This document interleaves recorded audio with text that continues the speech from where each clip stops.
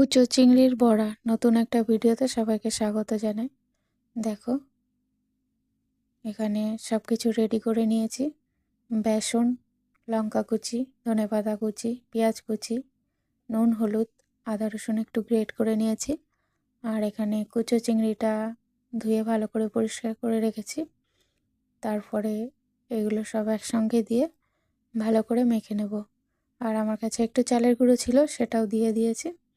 তো এগুলো সব একসঙ্গে এবার মেখে নেব। আর ওদিকে আমি কড়াইতে তেল গরম বসিয়ে দিয়েছি।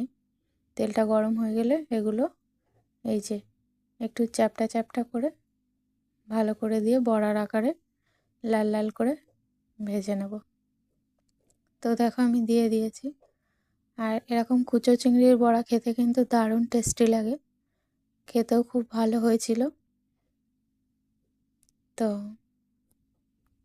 ভাজতে হয়তো একটু টাইম লাগবে, এটা একটু সময় নিয়ে ভাজতে হবে। তো দেখো, এক পাশ হয়ে গেছে, আর একটা পাশ উল্টে দেব।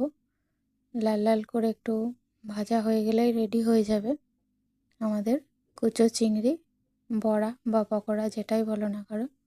আর এটা কিন্তু ডাল ভাতের সাথে দারুণ টেস্টি লাগে। এটা দিয়েই খাওয়া হয়ে যাবে, আর কিছু লাগবে না। তো দেখো, উম, তোমাদের সাথে কথা বলতে বলতে ভাজা হয়ে গেছে। আহ, তো এখনকার মতো এইটুকুই ভিডিওটা। সবাই ভালো থেকো, সুস্থ থেকো, সবার জন্য শুভকামনা রইল। এখনকার মতো টাটা।